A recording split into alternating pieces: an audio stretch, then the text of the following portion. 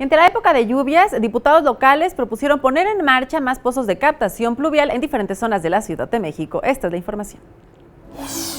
El director de Programación y Proyectos del Sistema de Aguas de la Ciudad de México, Antonio Ramírez, informó que existen en operación 101 pozos de inyección de agua para recargar los mantos freáticos con aguas pluviales y tienen analizados poner en marcha varios más.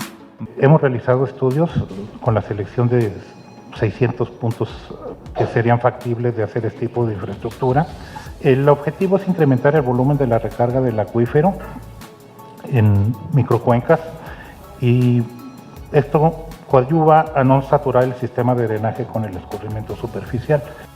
Durante el foro Sistema de Recolección, Captación y Reciclaje de Agua organizado por la Asamblea Legislativa, el funcionario explicó que analizan la forma de hacer estos pozos más efectivos y sirvan no solo en la temporada de lluvias, ya que es muy corta, sino en todo el año. Por su parte, la secretaria de la Comisión de Gestión Integral del Agua, Janet Hernández, propuso que en los terrenos que dejará el actual aeropuerto se construya una gran presa recolectora de agua pluvial para mitigar la falta del vital líquido en la ciudad.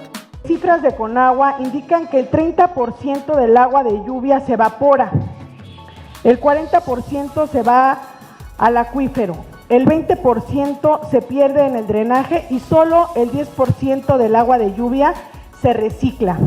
En este mismo sentido, rechazó la propuesta del gobierno federal de pretender construir viviendas y una zona comercial. Señaló que sería desastroso ocupar las 700 hectáreas para este fin, ya que solo acrecentaría la mancha urbana y detonaría la falta de servicios en esa parte de la ciudad. Manuel Hernández en las imágenes, Edwin Hernández, 21 Noticias.